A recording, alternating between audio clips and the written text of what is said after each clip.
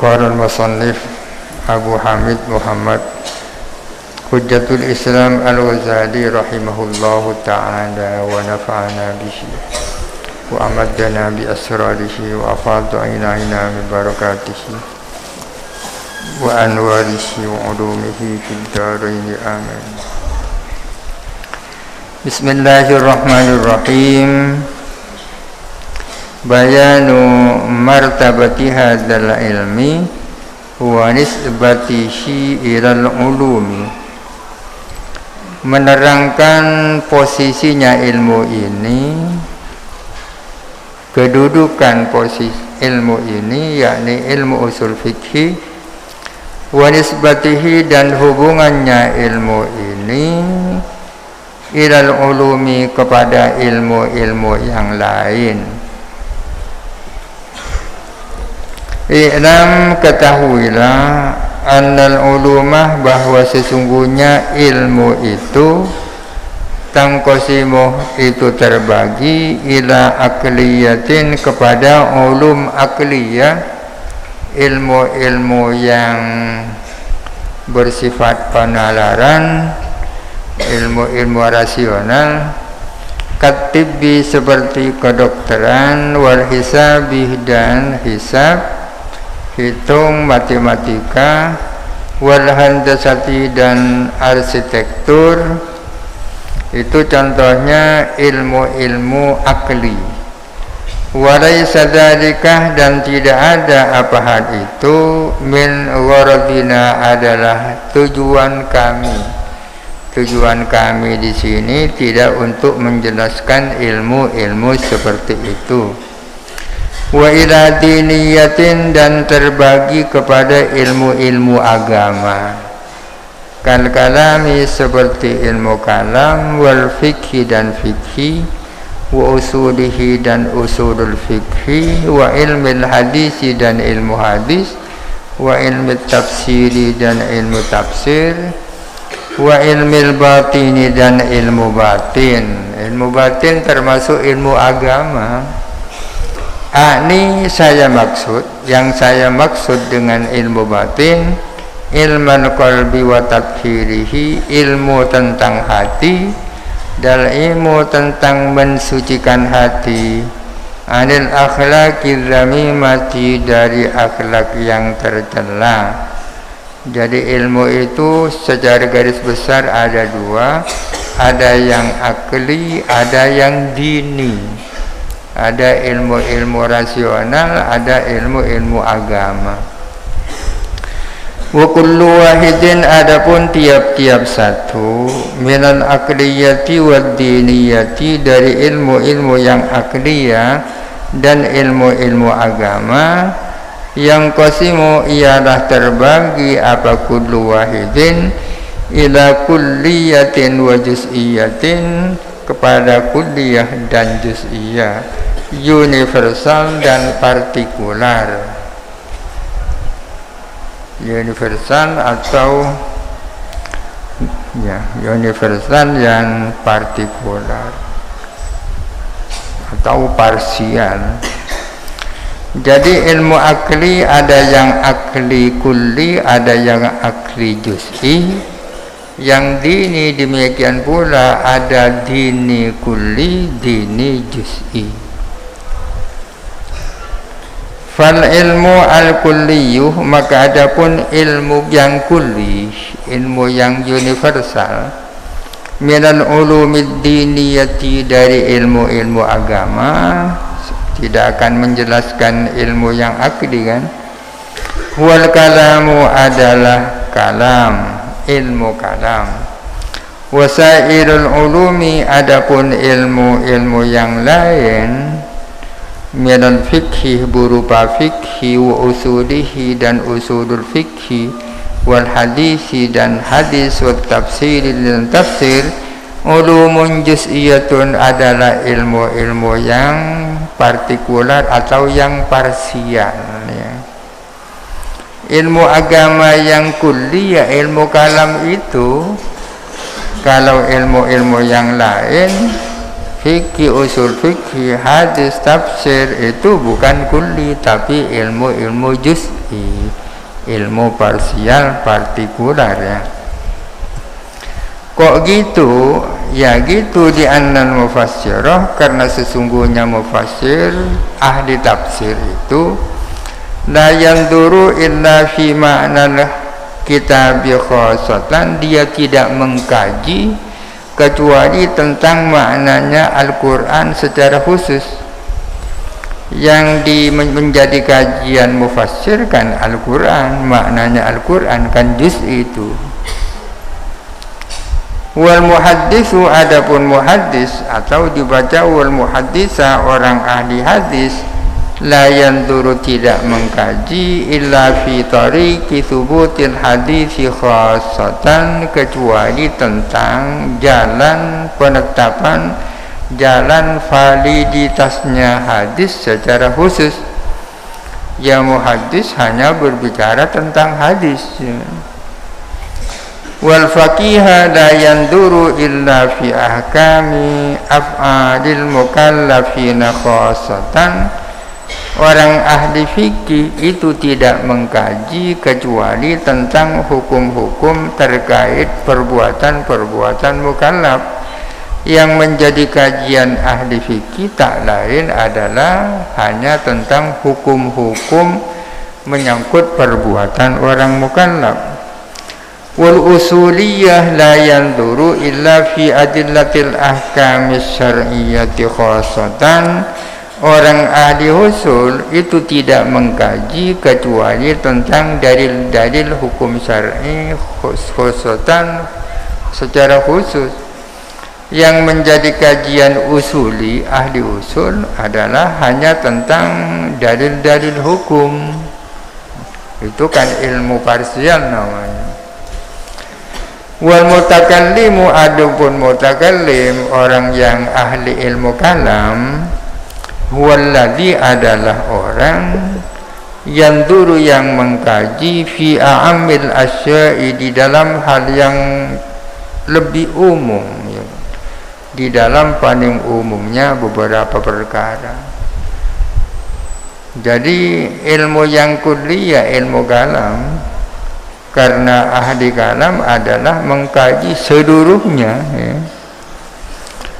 Apa yang dimaksud a'amul asya? Wa huwa, adapun a'amul asya al mawjud, adalah sesuatu yang mawjud, sesuatu yang ada. Ini seluruhnya menjadi kajian ilmu kalam. Fayaksimu, maka membagi. Kalau yaksimu membagi, kalau yukosimu membagi-bagi, tapi ini membagi. Fayaksimu, maka membagi siapa mutakallim al mawjudah, kepada barang mawjud, awalan pertama kali, membagi ila hadisin ila qadimin wa hadisin, kepada mawjud yang qadim dan mawjud yang hadis. Pertama-tama ahli kalam membagi barang mawjud ini, ada mawjud qadim, ada mawjud hadis. Thumma yaksimul muhdatsa ila jauharin wa ardin, kemudian mutakallim membagi barang muhdas. Muhdas sama dengan hadis, artinya ada muhdas yang jauhar, ada muhdas arad. Jauhar ini substansi, arad adalah sesuatu yang bukan substansi. Kalau orang bernama Zaid, Zaid itu jauhar, perbuatannya, geraknya, diamnya, itu namanya arad. Jadi barang hadis itu ada dua bagian, ada yang jauhar, ada arad. Tsumma yaksimul aradah, kemudian membagi siapa mutakallim, membagi arad, ilama, kepada sesuatu, tustaratu, yang disyaratkan, fihi, di dalam ma, disyaratkan al-hayatu, apa sifat hayat, hidup, minal ilmi, yaitu ilmu, wal iradatu, dan irada, kehendak, wal qudratu dan qudrat, wal kalamu dan kalam, was sam'u dan sama, wal basaru dan basar. Wa ilama dan kepada sesuatu yastauni yang tak butuh apa amma anha daripada hayat, kalau ni seperti warna, warrihi dan angin atau bau, wattu'mi dan rasa. Jadi jauhar arad itu ada dua, ada yang memerlukan hayat, ada yang tidak memerlukan hayat. Ilmu ini arad, irada arad, kudrah arad. Tidak akan ada ilmu tanpa hayatnya, tanpa hidup kan. Masa ada barang mati punya ilmu, kan ada. Ini contoh-contohnya arad yang memerlukan sifat hayat. Ada arad yang tidak memerlukan sifat hayat seperti warna. Warna ini kan arad ya. Arad. Papan tulis itu adalah jauhar, hitamnya itu arad ya kan. Wa yaksimu al-jauharah, dan membagi siapa mutakallim, membagi jauhar, dibagi ilal hayawani wan nabati wal jamadi, kepada hayawan, nabat tumbuh-tumbuhan, wal jamadi dan benda mati. Jauhar paling tinggi itu hayawan, di bawahnya hayawan itu nabat, di bawahnya nabat itu adalah jamad. Jamad ini seperti tanah. Tanah ini berkhidmat kepada nabat. Nabat tumbuh di atas jamad. Nabat berkhidmat kepada hayawan. Hayawan khidmah kepada manusia. Kalau manusia khidmatnya kepada penciptanya, khidmahnya. Hayawan memerlukan nabat kan? Nabat memerlukan jamad. Wa yubayyinuh, dan menjelaskan siapa mutakallim, an-ikhtilafaha, bahwa sesungguhnya bermacam-macamnya hayawan, nabat dan jamad, bil anwa'i adalah dengan melihat anwa macam-macam, au bil a'radi atau dengan arad. Tsumma yang duru fil qadimi, kemudian mengkaji, merenung siapa mutakallim tentang maujud yang qadim. Maujud yang qadim ini Allah ya. Fayubayyinu, maka menjelaskan siapa mutakallim annahu, bahwa sesungguhnya yang qadim la yatakassaru, itu tidak berbanyak, ya, tak menjadi banyak. Wala yang qasimu, dan tidak terbagi apa yang qadim, ingkisaman hawadisi, seperti terbaginya barang-barang hawadis. Balla buddah, bahkan tidak bisa tidak, harus ayyakuna ada apa qadim wahidan, itu satu. Yang qadim yakni Allah subhanahu wa ta'ala itu satu, zatnya satu, perbuatannya satu, sifatnya satu. Wa ayyakuna, dan tidak boleh tidak ada apa yang qadim, mutamayyizan adal hawadisi, itu terpisah atau berbeda dengan yang hawadis, terpisah bi awsafin, dengan sifat-sifat, tajibu yang wajib apa awsaf lahu bagi qadim, wa umurin, dan dengan hal-hal tastahilu yang mustahil apa umur, alaihi atas qadim, wa ahkamin, dan hukum-hukum, tajuzu yang jaiz apa ahkam, fi haqqihi bagi yang qadim, wala tajibu, dan tak wajib apa ahkam, wala tastahilu, dan tidak mustahil. Sifat-sifat dikaitkan dengan yang qadim, ada yang wajib, ada yang mustahil, ada yang jaiz. Wajib di sini tidak sama dengan wajib menurut fikih ya. Wajib ini artinya sesuatu yang akal tidak percaya kalau itu tak terjadi. Akal tidak membayangkan ketidakadanya ya. Itu namanya wajib. Allah wajib ada, artinya akal tak percaya kalau Allah tidak ada. Allah wajib bersifat qudrat, artinya akal tak bisa digambarkan secara akal kalau Allah tak bersifat qudrat. Itu wajib ya.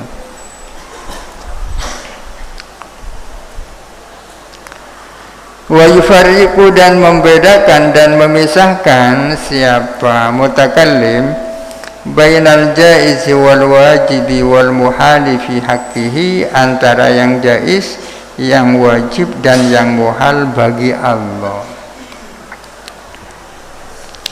Tsumma yubayyinu, kemudian menjelaskan siapa mutakallim anna aslal fi'li jaizun alaihi, bahwa pada dasarnya perbuatan itu adalah jaiz bagi Allah.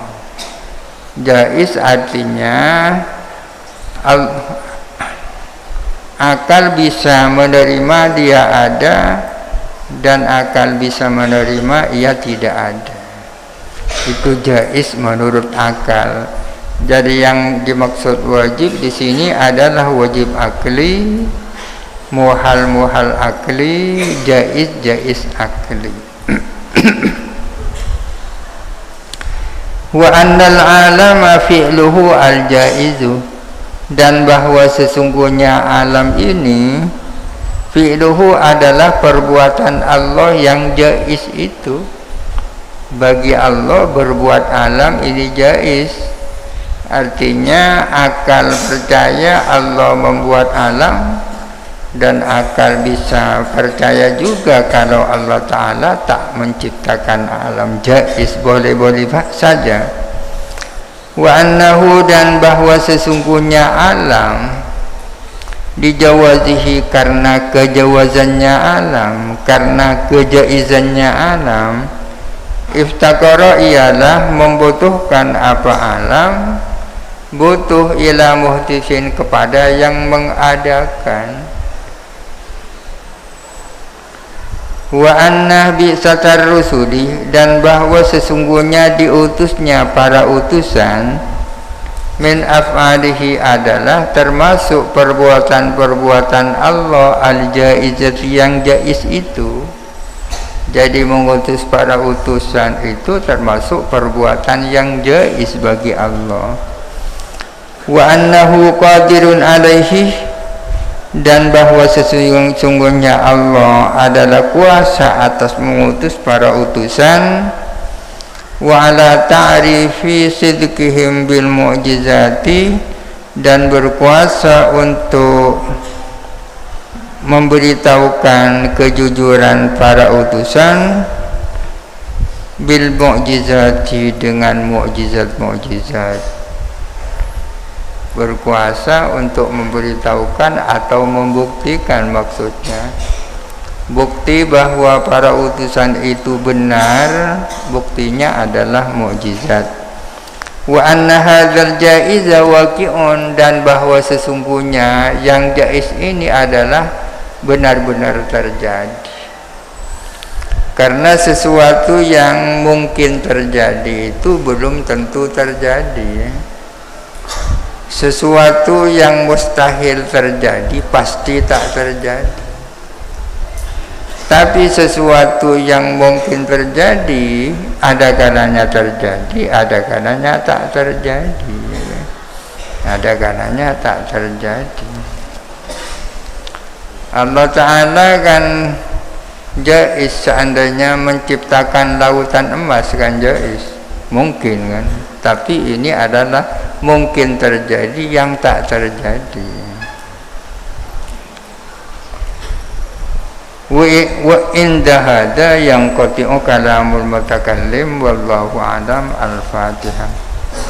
أعوذ بالله من الشيطان الرجيم بسم الله الرحمن الرحيم الحمد لله رب العالمين الرحمن الرحيم مالك يوم الدين إياك نعبد وإياك نستعين اهدنا الصراط المستقيم صراط الذين أنعمت عليهم غير المغضوب عليهم ولا الضالين